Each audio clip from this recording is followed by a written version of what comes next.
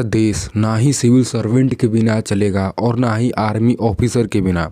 Defence services और civil services दोनों का इम्पोर्टेंस है बहुत ही ज़्यादा देश के लिए। कई फैक्टर्स हैं जिसमें हमें प्लस माइनस देखते हैं, जैसे फिजिकल फिटनेस। आर्म्ड फोर्सेस में मेंटल स्ट्रेंथ तो ज़रूरी है ही, साथ में फिजिकल स्ट्रेंथ भी मैटर करता है। और हमें IMA, AFA, NDA जैसी इंस्टीट्यूशन की टफ ट्रेनिंग के बारे में पता ही है।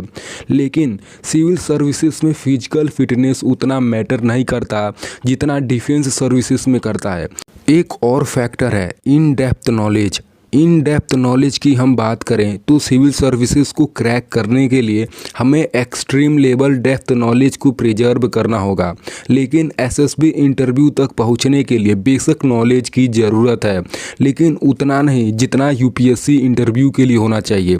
अब एक और फैक्टर है एज लिमिट की। तो सुनो, अब एक 16-17 साल का NDA एस्पायरेंट या फिर 18 साल का वह दे रहा है SSB इंटरव्यू, जिसका सिलेक्शन रेट बहुत ही ज़्यादा कम है। और कई SSB बोर्ड्स में सुनने को आता है 0 रिकमेंडेशन आए हैं, यानी एक भी सिलेक्शन नहीं होता है। कई SSB बोर्ड्स होते हैं और SSB इंटरव्यू काफ़ी लॉन्ग प्रोसेस होता है। अब एक 17-18 साल का बच्चा जो पूरी तरह परिपक्व भी नहीं हुआ है वह SSB इंटरव्यू क्रैक करता है तो यह मामूली बात थोड़ी ना है। बात करें UPSC IAS इंटरव्यू की तो यहाँ एज लिमिट 30 साल से ज़्यादा का है। और सर्टेन केसेस जैसे रिजर्वेशन को देखें तो इसमें एज रिलैक्सेशन भी मिलता है। लेकिन SSB इंटरव्यू में किसी भी प्रकार का और कोई भी रिलैक्सेशन नहीं मिलता। अब तक तो हम यह समझ गए हैं कि हमें इन दोनों इंटरव्यूज और सर्विसेज में अप्स एंड डाउन्स देखने को मिल रहा है। नाउ अब हम इन दोनों इंटरव्यूज की जनरल बेस इंफॉर्मेशन को समझेंगे, जिसके बाद आपको काफ़ी हद तक आइडिया हो जाएगा। और एक रिक्वेस्ट है, आप हमारी इंस्टा ID को फॉलो कर सकते हैं जो यहाँ पर स्क्रीन पर शो हो रहा है और जिसका लिंक मैं डिस्क्रिप्शन बॉक्स में दे दूँगा। आपको हमारे इंस्टाग्राम ID पे defence examination, competitive examination, current affair से रिलेटेड कई सारे आर्टिकल्स मिल जाएंगे जो आपके कॉम्पिटिटिव एग्जामिनेशन के लिए काफ़ी यूजफुल साबित हो सकते हैं।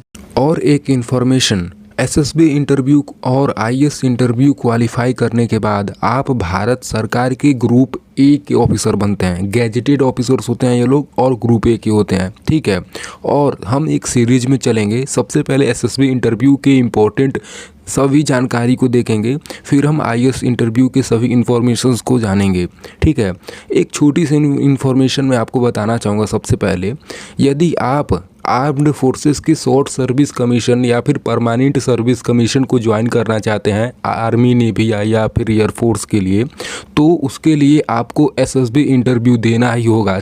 हाँ तो सुनो, SSB इंटरव्यू का मोड ऑफ लैंग्वेज इंग्लिश होता है। आपके पास कोई और अल्टरनेटिव ऑप्शन नहीं है। आप SSB इंटरव्यू सिर्फ और सिर्फ इंग्लिश में ही दे सकते हो, हिंदी या फिर किसी और रीजनल लैंग्वेज में नहीं दे सकते हो। आप SSB इंटरव्यू के लिए अपीयर होना चाहते हो तो आपको NDA CDS या फिर FCAT जैसे एग्जामिनेशन को क्वालिफाई करना होगा, या फिर आप कई डायरेक्ट एंट्रीज से भी SSB इंटरव्यू दे सकते हो, जैसे TES, SSC टेक एक्सेट्रा। हाँ तो अब हम बात करते हैं, यदि आप SSB इंटरव्यू क्वालिफाई करते हो तो आप भारत सरकार के ग्रुप A के गैजेटेड ऑफिसर बनते हो, ठीक है। इंडियन आर्म्ड फोर्सेस के जो 3 पार्ट होते हैं, आर्मी, नेवी और एयरफोर्स, इन तीनों का मिलाकर पूरे देश में 11 SSB बोर्ड का सेंटर है, जिसमें से आर्मी का 3 है, नेवी का भी 3 है और एयरफोर्स का 4 है।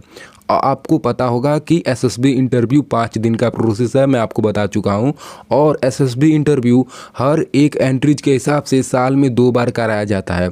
SSB इंटरव्यू, मेडिकल, यह सब क्वालिफाई करने के बाद आपको ट्रेनिंग सेंटर्स अलॉट होते हैं। जिस एंट्री के लिए आप अप्लाई किए हो उसके हिसाब से NDA के लिए या फिर CDS के लिए IMA होता है और AFA होता है, आपके प्रेफरेंस के हिसाब से होता है, ठीक है। तो टोटल 8 है ट्रेनिंग सेंटर पूरे भारत में। और एक ज़रूरी बात जो आपको पता होना चाहिए कि जो इंडियन डिफेंस फोर्सेस होता है, NDA होता है, CDS होता है, इसमें रिजर्वेशन देखने के लिए नहीं मिलता है। अब हम बात करते हैं यूपीएससी सिविल सर्विसेज के इंटरव्यू प्रोसेस के बेस इन्फॉर्मेशन को जो आपको पता होना चाहिए।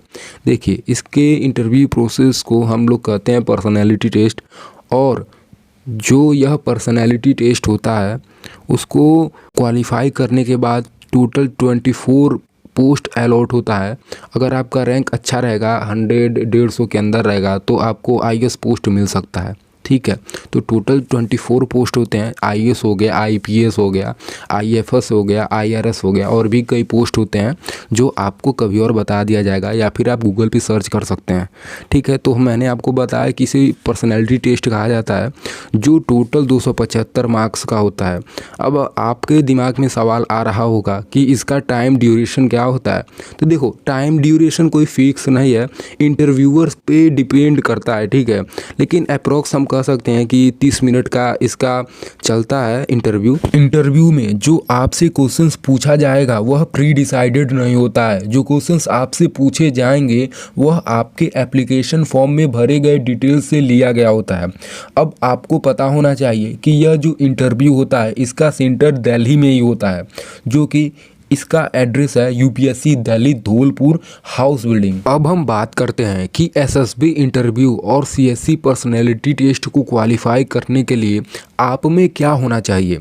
तो देखिए, इन फ्यूचर जब आप एयरफोर्स में फाइटर पायलट बनोगे, आर्मी में लेफ्टिनेंट बनोगे, नेवी में ऑफिसर बनोगे, तो क्या आप में वह क्वालिटी है जो एक ऑफिसर में होना चाहिए?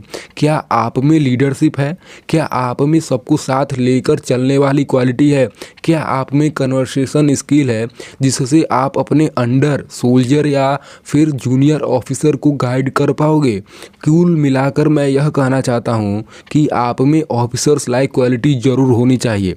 नहीं है तो डेवलप करो। यदि आप ऑफिसर्स लाइक क्वालिटी पे वीडियो चाहते हो तो कमेंट कीजिए। और बिल्कुल इसी प्रकार से UPSC civil services personality test में आपके अंदर देखा जाएगा कि क्या आप ऑफिसर लाइक मटेरियल हैं या नहीं।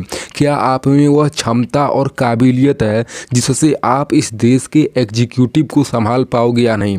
So be original, be yourself and be confident, और गाइडेंस जरूर लेना। ठीक है ना। मेरा तो यही ओपिनियन है कि इन दोनों फील्ड में जो आपको अच्छा गाइड कर सके वैसे टीचर से गाइडेंस जरूर लो। Now it's conclusion. देखिए, जितनी बातें मुझे इम्पोर्टेंट लगी मैं उन्हें आपके साथ शेयर किया। अब आपको यह जानना है कि आपको सिविल सर्विस या डिफेंस सर्विस में क्या ज्वाइन करना चाहिए। तो देखो, मेरा जवाब तो यही है कि दोनों फील्ड बहुत प्रेस्टिजियस हैं, दोनों बहुत रिस्पेक्टिव ड्यूटी हैं, दोनों का एक ही मकसद है देश की सेवा करना।